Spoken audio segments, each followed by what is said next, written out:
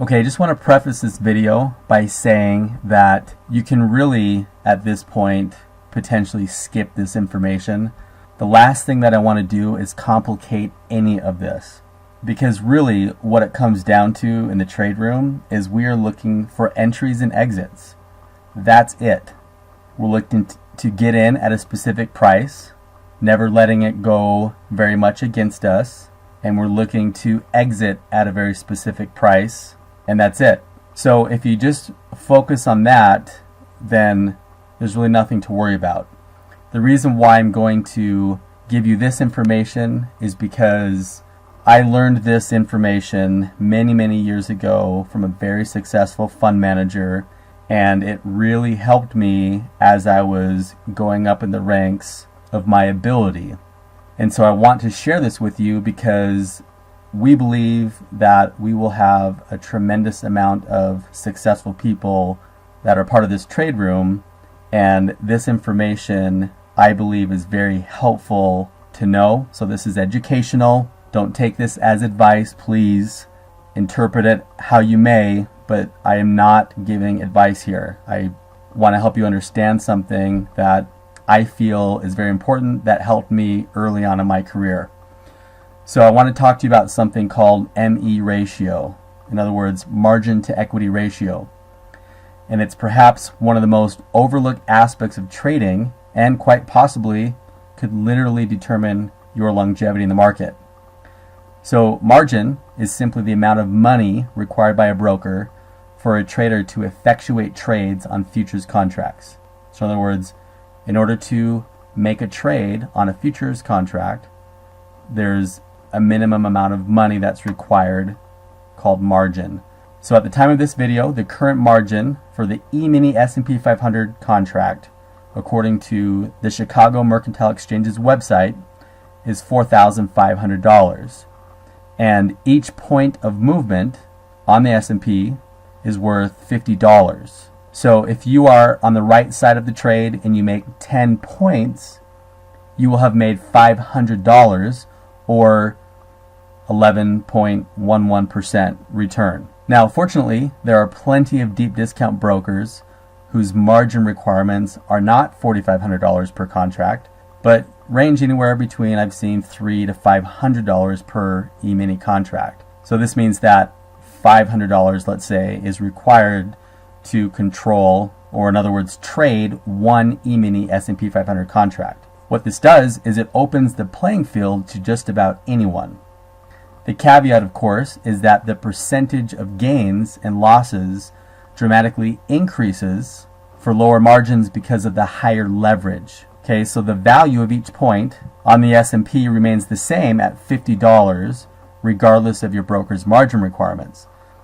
So in our same example, trading one contract with a margin value of $500, that 10 points, it's still $500 profit, and is as if, quote unquote, you've earned 100% gain on your one contract at a $500 margin. The caution, of course, is that the reverse is also true.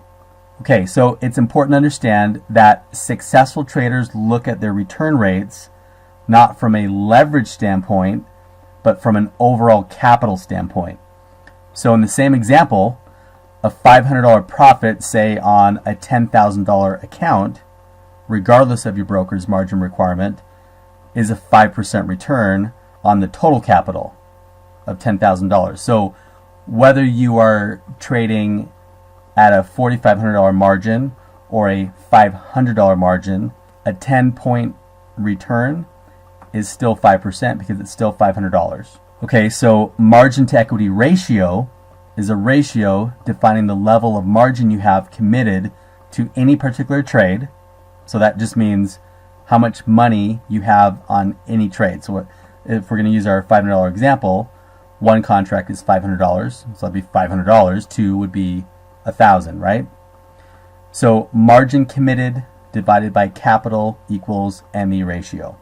So let's assume that you use a broker whose margin requirements for a single E-mini S&P 500 contract is $500 if you have a $10,000 account, and trade 2 contracts, your ME ratio is 10%. Okay, because you're trading with $1,000 on 2 contracts, which is $500 per contract.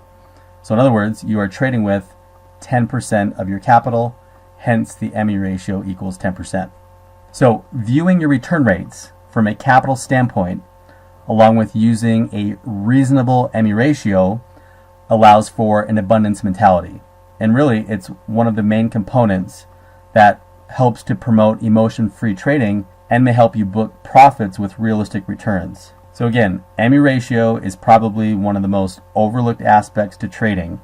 And furthermore, overlooking ME ratio is one of the common traits of unsuccessful traders, at least in my experience over the last couple decades. What unsuccessful traders do is they put far too much of their capital at risk, and as a result, they're just far too leveraged. What successful traders do is they go slow, and they demonstrate realistic trading methods along with realistic returns. Okay, so let's review. From our example, making 10 points, so that you understand the math here and how this works.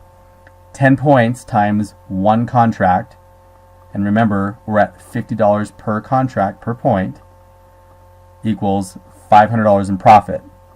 That's a 5% return on a $10,000 portfolio, and so this example is merely an example to illustrate a simple concept.